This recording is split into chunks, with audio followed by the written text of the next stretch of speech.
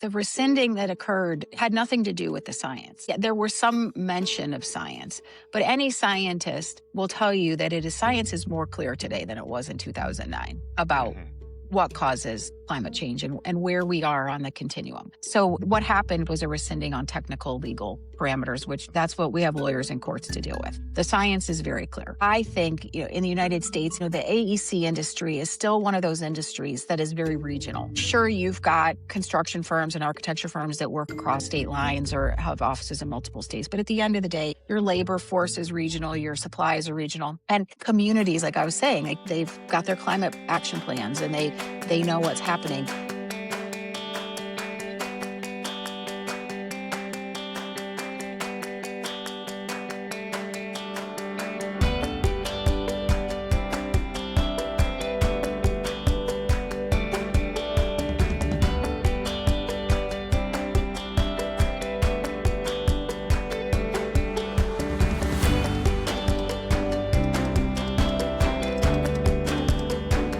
Hey everyone, welcome back to another episode of Activating Curiosity. I am Ryan Ware, and in today's bonus episode, we're going to take a little bit of a change. We're going to actually have a guest to come in and talk about a topic that sort of came and went in the last couple of months with so many things that are happening in the world. On February 12th of this year, the current administration rescinded the EPA's endangerment findings, which was put in place in 2009. So I wanted to have a conversation with someone who was involved, with sustainability and thinking about climate change, really someone that's working within the AEC industry. So the guest today is going to be Laura Steinbrink. She is the CEO of Emerald Built Environments and located in Cleveland, Ohio. And the conversation that we'll have will really sort of lay the framework of how did we get to 2009, what happened in between 2009 and 2026, and then how we should be thinking about this as individuals and as communities as well as an industry. This became important to me because of where I grew up and a lot of the things that were happening and the way we thought about sort of the environment as kids in that region and just a lot of the plants, the emissions that were happening, chemicals going into the groundwater. And it just sort of stuck with me. And seeing this rescission was something where I started to recognize, like, hey, we need to have a conversation of like, how can we address the environment when we're talking about something that is one planet with 8 billion different perspectives and views to understand like how can we move forward when policies are constantly changing region to region when we really need to have a world that is completely interdependent on one another's actions and inactions.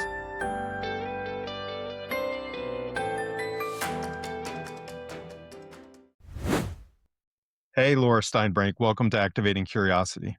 I'm so glad to be here, Ryan. Yeah, I'm glad to have you. I'm glad you're willing to have the conversation. So, on February 12th of this year, 2026, right, the current administration officially rescinded the EPA's endangerment finding. And I think hmm before, Laura, we go into what that means moving forward, if we could just take a step back and kind of understand how did we even get to that 2009 finding? Right. Well, Ryan, they say all politics is local, and it started actually back in the 1990s when the states were upset about car emissions. And they started a whole process in the courts to fight the car companies around emissions. And 1999 was the first Massachusetts case that ultimately got to the Supreme Court in 2007, when the Supreme Court came down in a 5-4 decision and said, yes, EPA, carbon dioxide is a pollutant and it is covered under the Clean Air Act. And you now need to go figure out if the science proves that you should be regulating it. Hmm. So, Supreme Court in 2007 and then 2009, the EPA comes out with the endangerment finding because they looked at the science and the science said, yes, for sure, this is causing a contributor to climate change. And therefore, we have the ability to regulate. So as part of the Clean Air Act, which was preceding all of that finding, right? That was part of what, Right. 1970s, even with the founding of the EPA? Right, right. And the whole debate was whether or not the EPA had legal jurisdiction to regulate for climate, right? Because that's a Mhm. broader issue than just the boundaries of the United States. It was a global issue. Yeah. And ultimately, the Supreme Court came to understand that Massachusetts is a sovereign state. Now, there were other states involved in that cases and cities, right? Mhm. They said, these are sovereign governing bodies in areas, and Massachusetts successfully demonstrated that rising sea levels was a threat to its sovereignty. And therefore, that was one of the abilities to get the legal foundation, right? And then the Right. scientific foundation was the science that came through the EPA. Yeah, so it was a several decade kind of journey getting to that point with the emissions of automobiles, lawsuits happening. Like you said, Uh-huh. all things are kind of local, so that probably started with states joining upon other states. Yep. Um, going into those cases. You mentioned the time frame in which it took from the original case to getting to the 2007 Massachusetts case. That then there was a time period between that '07 and the actual EPA releasing their findings in 2009 and formally sort of being, hey, this is where the EPA is now able to regulate those things, right? Is that Hmm. Yep. correct? Yep. Okay. So obviously this, it wasn't a one-time event. It's been a conversation that's been ongoing through the decades. We hit 2009 then with the EPA endangerment findings. What what then sort of happened from that time period to today? Like what was sort of happening from, I guess we'll start in maybe policies or even in legal side, and then we can kind of start getting into industries and maybe the communities, like you said, getting back to localities. So, I mean, I think a lot of things happened between 2009, which are directly and indirectly related to the EPA's finding. In short, one thing that happened was the EPA thus started to regulate carbon dioxide and other methane and other greenhouse gases through the channels which they had. They were able to through the regulating industry. Another thing that happened with respect to utilities in that time was that the courts started to say when, for example, a state or a city was suing the utility, that no, you can't sue the utility here in the courts. The EPA has already decided that those emissions that you're arguing about are covered under the Clean Air Act. The EPA just needs to regulate utilities, right? So the courts Mhm. then gave the EPA broader scope from the automobiles to apply this regulation. So you've got now more regulation about greenhouse gases tied back to this EPA endangerment finding and the Supreme Court case in 2007. Also, in that time frame, the world woke up to climate change and greenhouse gases, Mhm. and consumers started wanting lower emitting products. And yeah, so also in the EV market took off, and it's been a slow rise, but from 2009 to today the infrastructure is in place where like it Mhm. was not before, and there are many models of cars that you can buy, whereas before there was one or two. And just the world has changed Mhm. and come to understand the impact of greenhouse gases on localities. Like the weather is weird, right? Right. And Right. not just weird, but destructive. And everybody knows Right. what actually is going on here. So during this time, we're seeing you're mentioning sort of the capitalist side of it, where our demand as citizens, as individuals, shifted based off of what we were seeing and feeling, not so much even what the policies were sort of being put in place. And I always think about it from this perspective. It's one planet, 8 billion views and perspectives on these things, but you're kind of describing like, hey, what we're seeing is this shift post 2009. I think it was even before then. I remember, was it Cash for Clunkers was put out. Hmm. I don't know if it was just one state. I think it was done by the federal government to get vehicles that have been on the road for a number of years because they weren't necessarily of the right quality or one Right. gas usage, but even just from an emission standpoint. Hmm. So it is, you're mentioning this like, hey, it's there's individual choice involved in this situation, but the capital market starts to shift. We're seeing more EVs, we're seeing hybrids being addressed. And who wants to pay for more gas at any point in a time frame? But what were you seeing, since we focus on the built environment and those sides too, kind of besides when we think about greenhouse emissions, are there any other things that were sort of coming into play beyond the automobile as it related to other industries and the moves they were making, or whether it was action or inaction that was sort of being taken during this time period?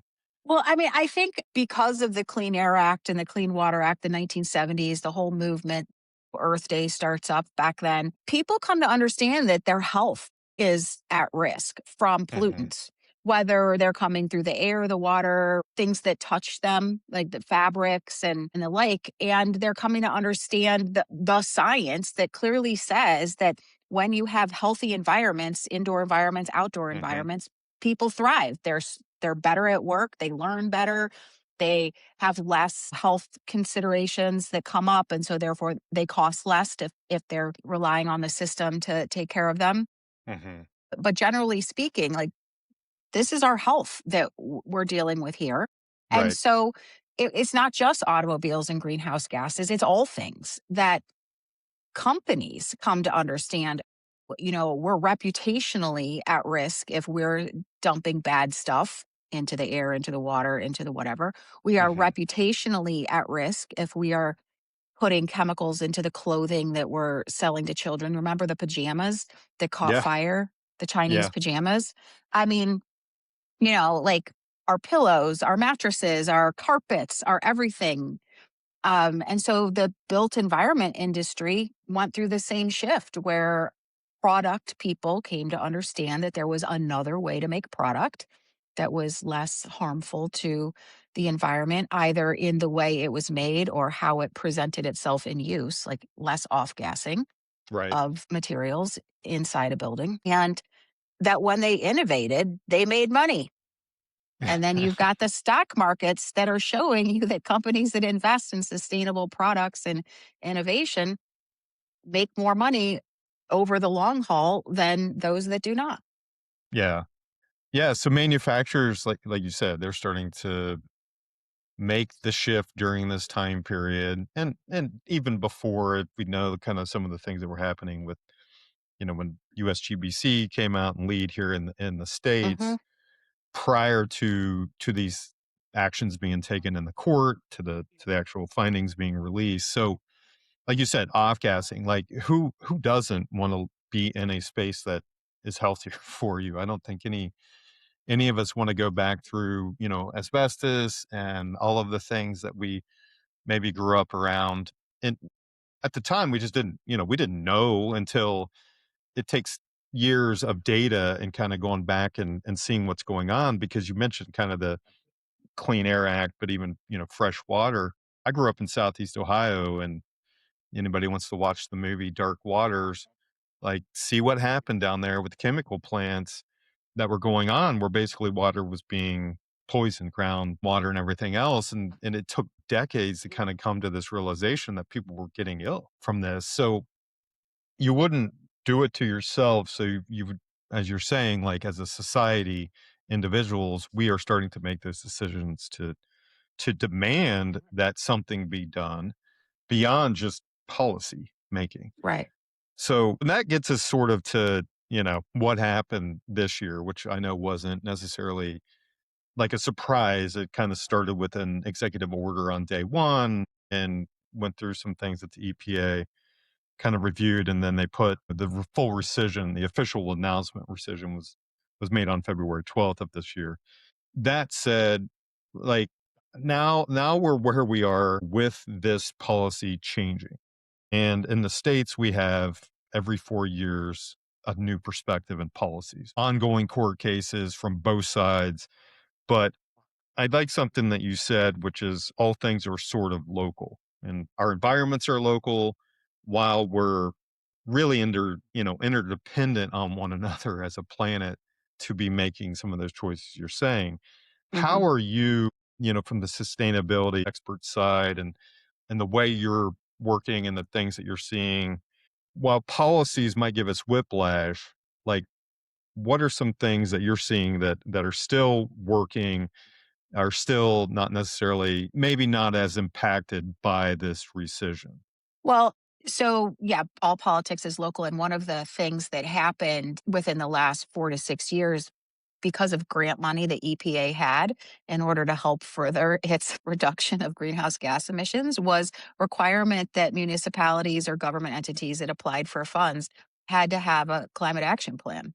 So, Mhm, guess what? From cities to counties to states across the United States, there are hundreds and thousands of climate action plans where the local communities have come to understand what their specific risks are, right? mhm, Some are more flood prone, some are more hurricane prone, some are more fire prone, tornadoes, hurricane, all of it.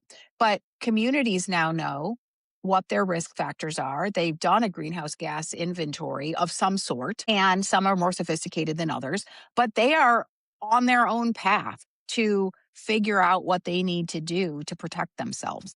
mhm. And now that the EPA has done what the EPA has done, they've invited a flood of lawsuits that are just going to happen because no one really understands, am I regulated? Am I not regulated? Am I going to try to skirt this regulation or not?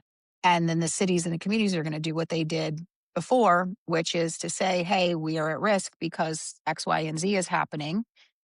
Yeah, And off we go again into court cases. yeah. So, I mean, they have the policies existing during that time period. There's adjustments being made from, like you said, municipalities. Like the question or the line seems to be like regulated or not. But then it's this whole area that you're talking about, which is like, it doesn't matter whether the regulations here or there, because the reality is what we feel. It's what we're seeing, like you're saying, like flood to hurricanes, tornadoes, name it.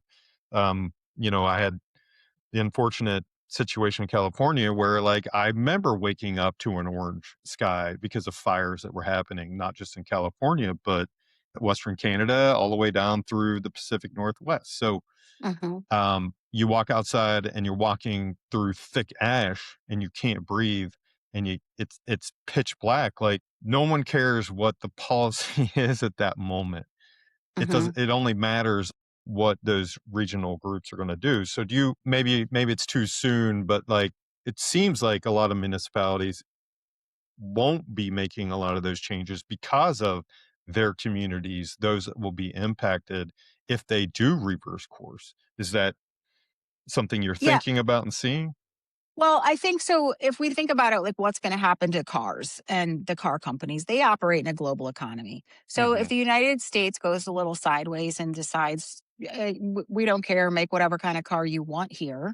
Well, first of all, back to talking about what consumers want. Consumers are clear, like we're not going to, what if they decide we don't need seatbelts anymore? I mean, that's kind of like the same thing, right? Exactly. Like, no, I don't want the car in front of me to be blowing out nasty fumes and emissions. No, we Mhm. don't. Nobody wants that. So no one will buy that car if they just reverse course. But they operate in a global economy. So what are they going to do? Have the dirty cars in the United States and then the clean cars that they sell everywhere else? Because as fast as the United States seems to be rewinding its federal policies around climate and emissions, the world is pushing out country by country its own regulations. So Right. it's just bizarre. I mean, Right. small countries, island nations, like they're all doing it. They're all doing Yeah. it.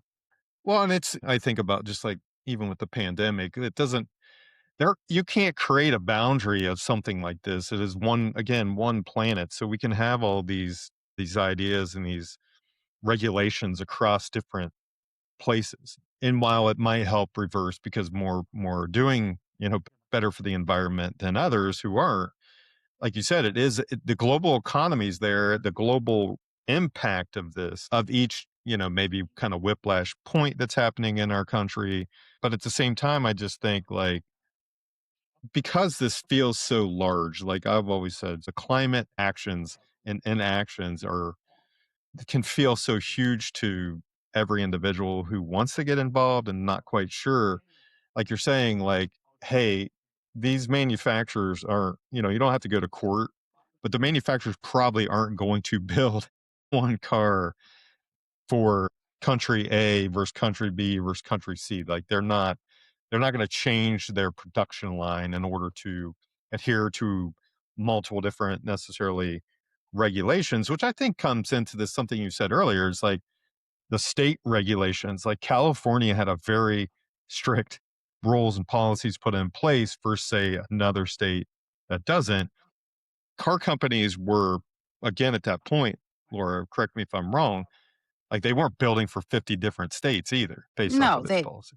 I mean, they might have started a line that's gonna serve California, and they have 9 other lines that aren't, and they know Hmm. which then they like, but they eventually have to move the lines, right? So they go from 1 to 9 eventually, and then all the cars that roll off, you know, Yeah. can come like, I don't know specifically what they did, right? I don't wanna suggest that, but we know what happened. Over time, there was, California starts all of the regulations, the paint industry, with their they were big in for any of the sealants, adhesive sealants, paints, Right. coatings too, right? They're carb standard. And then now everybody just does it. So the same thing. But yesterday the federal government sued California over its auto regulations. So they're trying to get California undone. I mean, Yeah. that'll take forever, like Right. in the courts, but So in that case, it's the federal government changing a policy and saying the states don't have the rights to sovereignty to do these regulations to put them into place. Which again, like it depends on the argument or which policy you want to put in place of which it's federal and which it's state. But again, in this case, it's very difficult to see it as the county line to the state lines aren't barriers for what happens via these gases, Mhm. off gases to greenhouse gases or anything that we're talking about. So I'm interested in having the conversation because I think this is what, in order to help people kind of just step back and be like, what can I be doing? What action can I take when I feel like I'm not making any impact when there's all of this whiplash? So Mhm. part of it is like, yes, being from that built environment, like you're saying, like what should we really be thinking about as an industry, as individuals, in our own community, that while all this whiplash is happening, things that we can still be doing and thinking about regardless of that policy.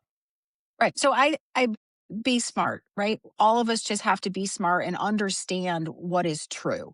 So we know that for buildings specifically, buildings that are more energy efficient cost less to operate. The equipment that one would buy to create an energy efficient building can cost a little bit more at first, but if you Mhm. fully understand the opportunity with the system, like for example, geothermal, right? Right. Geothermal is one of the systems that it's actual infrastructure that you're putting in that you can build on. You can leverage it for other uses around adjacent to it. So if you have a new development coming or you've got a few buildings on a campus, right? Geothermal is awesome. By the way, also still on the credit scheme for the federal government for taxes. So you still get federal tax credit Yeah. for geothermal. So it's one of the systems out there. But okay, it costs a little bit more.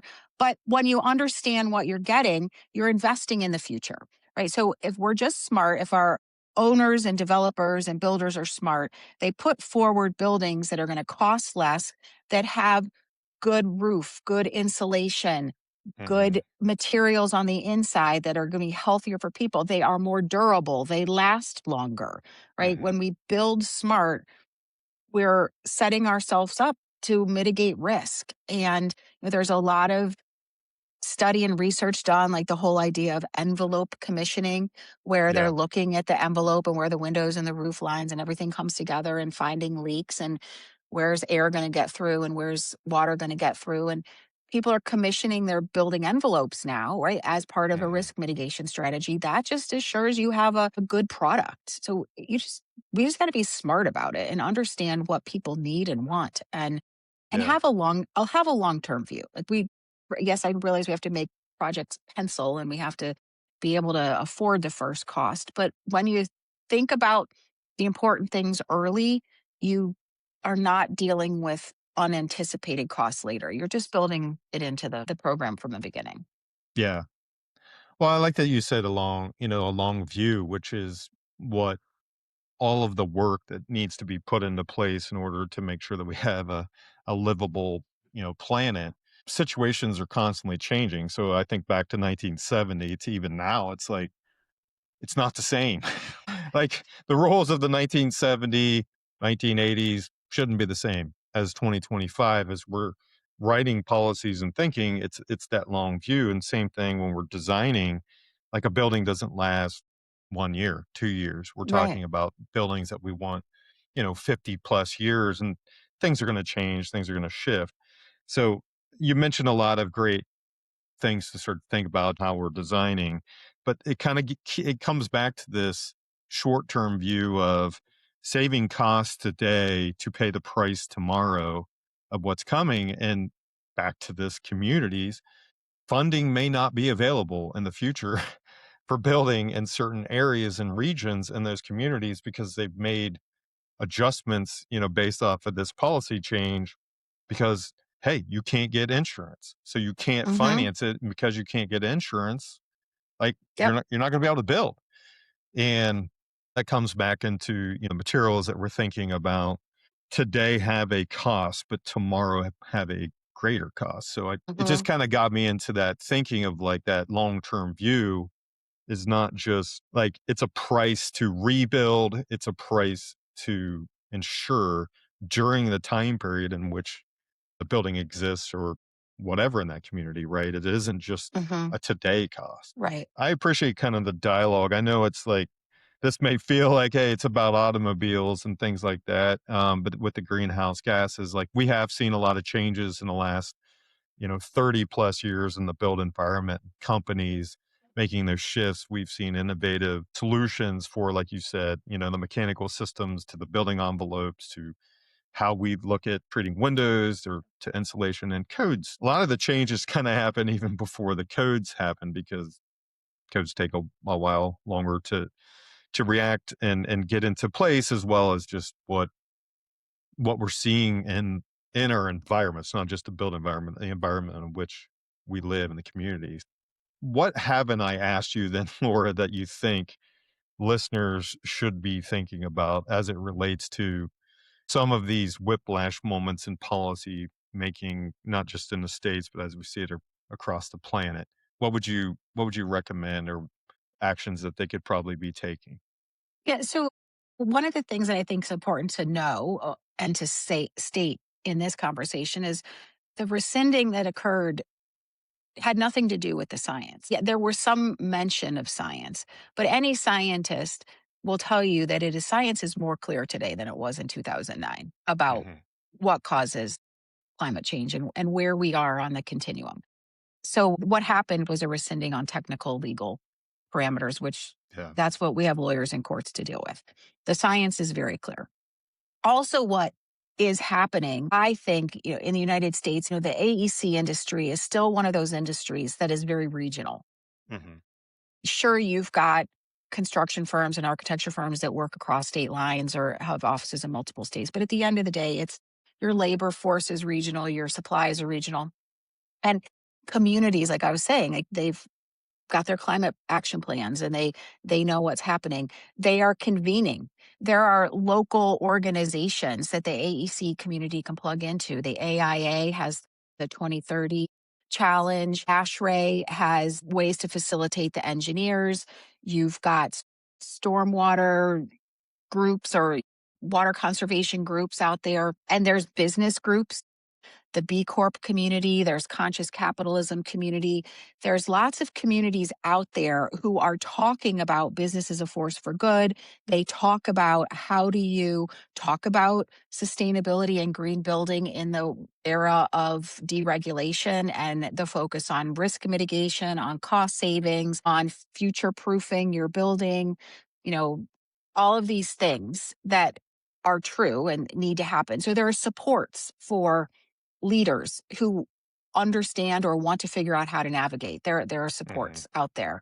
Yeah. because it's through community that change is made ultimately. I mean, just the way you ended and the way you started was, hey, this rescinding of the EPA's endangerment finding was a legal action put in place back in 2009 based off a court case in 2007, but rescinded today from a legal perspective of who could regulate. Regulation can sometimes feel like forced compliance. And what you just ended with is become that willing participant in supporting your local communities to the actions that are being put in place. Those steps are far more valuable than any policy, like Yeah. anything Yeah. that's put in place through the legal forces. So I'm glad you stated it that way, because it just makes me think, like, where no one wants to be told. You brought up seatbelts. Nobody wanted that back in the 80s. Now, who wouldn't? But today, those things that we can start to do as it relates to, like you like you said, within our communities, to take those actions, joining those groups, looking at the different work done by the associations, I think can be a great place to start. So I appreciate you kind of framing it in that way. Before we wrap up here, Laura, anything else that you'd like to share? Yeah. So, I mean, Ryan, it's what's coming up for me right now. When I was in high school, I was on the debate team, and we used to have this strategy. I forget what we ultimately called the strategy, but it was like we would have two ideas that we would put forward. And then at the very last minute, we'd say, yep, never mind that one. We don't care anymore. After they spent like all of their time talking about it, we're like, this is the one we care about. Here's what also is going on in the world right now is AI, and we know that there are data centers being built all over the United States, and we have a Hmm. major energy crisis coming upon us, Yes. right? And it is like that tsunami wave. We know it's coming. We don't know when and how it's going to hit us and how bad it's going to be, but boy, it's coming. And you know who some of the biggest solution providers are going to be for the rest of us out there is the AEC community, especially the Yeah. engineers, right? And so starting to think about how you excel in this world of consulting your clients, I think this is a huge opportunity for the AEC community to reinvent itself as solution providers, forward thinking. We are your resource. We can help this community figure out how to sustain itself with energy absent the unstable grid, or Yeah. because the grid instability is going to be everywhere soon. And Right. so what's the opportunity? I mean, I think turn the lemons into lemonade, and let's figure out how to win, Yeah. make money and create strength at the same time, right?